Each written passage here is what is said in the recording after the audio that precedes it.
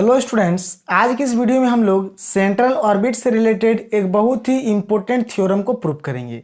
तो हमारा जो थ्योरम का स्टेटमेंट है कुछ इस प्रकार से है, prove that central orbit is a plane curve. यानी हमको यहाँ पर प्रूव करना है कि जो सेंट्रल ऑर्बिट होता है वह एक प्लेन कर्व है। ठीक है, देखिए ये जो डायग्राम है, इस डायग्राम के बारे में मैंने आपको बहुत ही अच्छे तरीके से बताया है जब मैं आपको सेंट्रल ऑर्बिट का डिफरेंशियल इक्वेशन पढ़ा रहा था।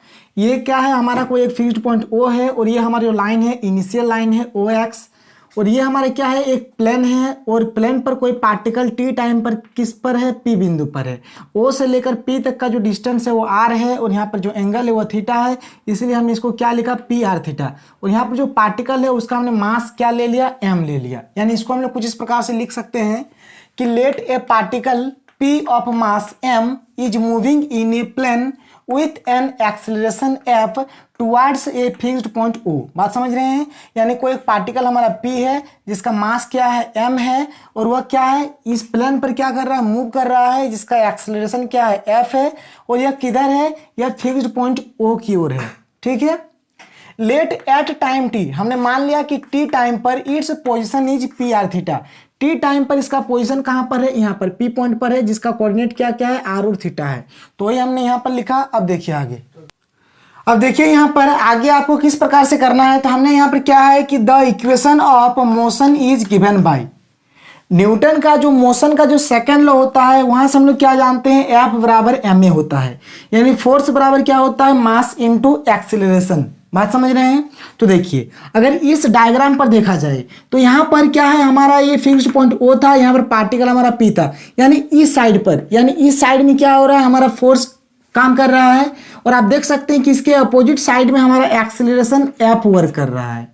ठीक है, यानी ये जो फोर्स है और ये जो एक्सेलरेशन है ये दोनों का साइड क्या है, एक दूसरे के अपोजिट है।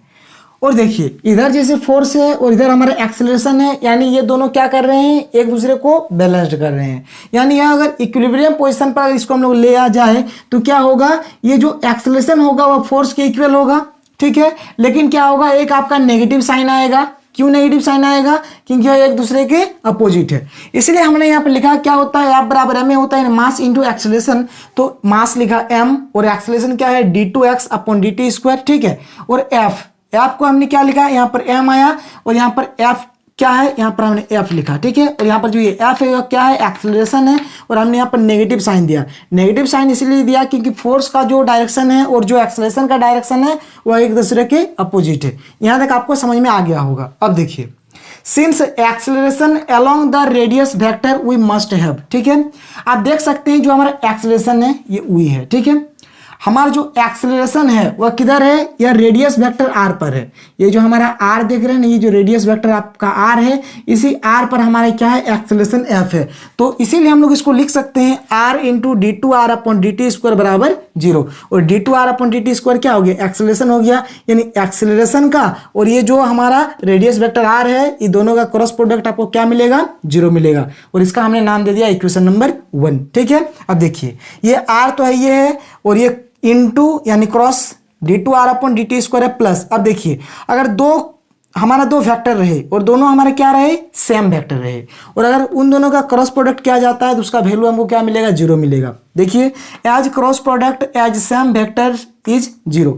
यानी देखिए ये क्या है, dr अपॉन dt है और ये भी हमारे dr अपॉन dt है। तो इसका क्रॉस प्रोडक्ट करेंगे तो इसका वैल्यू हमको क्या मिला, 0 मिला। तो 0 इंटू समथिंग करेंगे तो यही वाला है। बात समझ रहे हैं, इसका वैल्यू क्या है, 0 है। तो हमने इसको, इस चीज को हमने यहाँ पर लिखा plus dr upon dt into dr upon dt बराबर 0 कर दिया, क्योंकि इसका वैल्यू 0 होगा।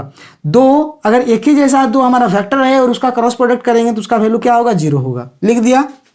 अब देखिए इसको हमने क्या किया, u इंटू वी के फॉर्म में इस प्रकार से लिख दिया। बात समझ रहे हैं, u इंटू वी के फॉर्म में हमने इसको इस प्रकार से लिख दिया। तो इससे हमने इसको क्या लिखा, d upon dt r into यानी r cross dr upon dt बराबर 0। अब क्या कर रहे हैं, बोथ साइड इंटीग्रेशन कर देते हैं। तो बोथ साइड जैसे हम लोग इंटीग्रेशन करेंगे तो यहाँ से हमको मिलेगा r cross dr upon dt बराबर कोई एक कांस्टेंट आएगा, और कांस्टेंट में हमने यहाँ पर क्या ले लिया, a वेक्टर ले लिया। a वेक्टर हमारे क्या है, a वेक्टर हमारे क्या है, कांस्टेंट है। बात समझ रहे हैं, यह क्या है, होयर a is a vector constant. ये a क्या है, हमारा वेक्टर कांस्टेंट है। ठीक है, चलिए मैं आपको यहाँ पे लिख देता हूँ ठीक से, अगर नहीं दिख रहा होगा। ये a आपका क्या है, वेक्टर कांस्टेंट है। ए क्या है आपका वेक्टर कांस्टेंट। यहाँ तक आपको समझ में आ गया। हमने क्या किया, क्योंकि एफ बराबर एम में होता था, एम इंटू एक्सेलरेशन लिखा, बराबर क्या हुआ minus M into F. F हमारे क्या है एक्सेलरेशन है, ठीक है। अब जो एक्सेलरेशन है वह क्या है रेडियस वेक्टर के अलॉन्ग है। हमारा जो एक्सेलरेशन हुआ क्या है रेडियस वेक्टर के अलॉन्ग है, इसलिए यहाँ से हम लोग बोल सकते हैं कि R cross D two R upon D T square क्या होगा 0 होगा। अब देखिए दो वेक्टर का क्रॉस प्रोडक्ट क्या होता है, अगर एक ही जैसा दो वेक्टर है उसका क्रॉस प्रोडक्ट करेंगे 0 होगा। तो ये चीज को हमने सेम लिख दिया, और ये क्या है इसका वैल्यू 0 है तो इसको हमने लिख दिया ऐसे ही। अब इसको हमने इस प्रकार से लिख दिया। अब हम लोग जैसे इसका इंटीग्रेशन किए क्या मिला R cross D R upon D T बराबर कोई कांस्टेंट आया ए, ठीक है। अब देखिए यानी हमको यहाँ पर क्या मिल गया, अगर हम लोग इसको लिखें अच्छे से तो क्या मिल गया R cross D R upon D T बराबर एक ए वेक्टर, ठीक है। और एक क्या है वेक्टर कांस्टेंट। हम लोग यहाँ पे क्या करते हैं कि taking dot product with R we get, ठीक है। यानी हमने क्या किया बोथ साइड आर का डॉट प्रोडक्ट ले लिया कुछ इस प्रकार से, जैसे हमने आर डॉट इधर ले लिया और ये हमारे क्या है r cross D R upon D t है, ठीक है। इधर में हमने क्या किया आर का डॉट प्रोडक्ट ले लिया और ये हमारे क्या हुआ ए हुआ। बात समझ रहे हैं। अब देखिए जो हमारा डॉट प्रोडक्ट होता है और क्रॉस प्रोडक्ट जो होता है वह इंटरचेंजेबल होता है, यानी हम लोग उसको इंटरचेंज कर सकते हैं। तो इसको हम लोग क्या लिख सकते हैं r cross r dot d are upon D T बराबर आर डॉट ए। हम लोग यहाँ पर रीजन क्या दे देंगे कि as dot and cross product are interchangeable, यानी हम लोग इसको क्या कर सकते हैं इंटरचेंज कर सकते हैं, इसलिए हमने क्या किया इसको इंटरचेंज कर दिया। अब जैसे मैंने अभी आपको बताया कि दो वेक्टर आपका एक जैसा रहेगा और अगर उसका आप क्रॉस प्रोडक्ट करेंगे तो उसका वैल्यू आपको क्या मिलेगा 0 मिलेगा। तो यहाँ से आर क्रॉस आर का वैल्यू क्या होगा 0 होगा। तो 0 इंटू क्या हो गया D R upon D T बराबर आर डॉट ए। ऐसा क्यों हुआ, क्योंकि यहाँ पर हमने रीजन दिया है कि as cross product as some vector is 0, ठीक है। तो इसी चीज को हम लोग यहाँ पर लिख देते हैं। क्या रीजन हो गया कि as cross product with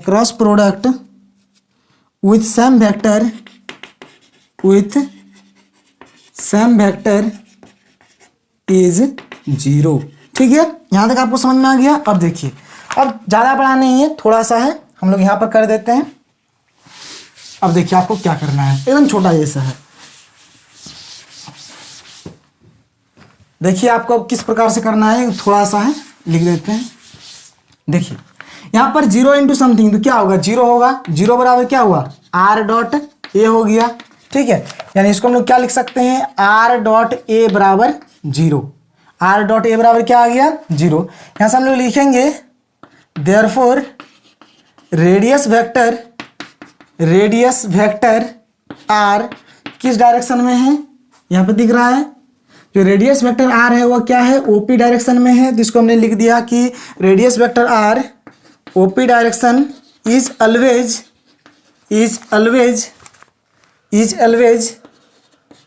perpendicular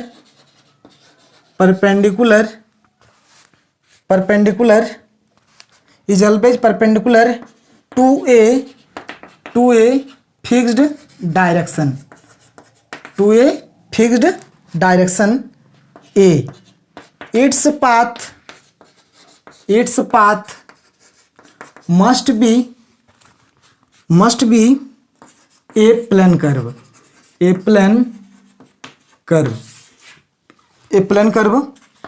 hence central orbit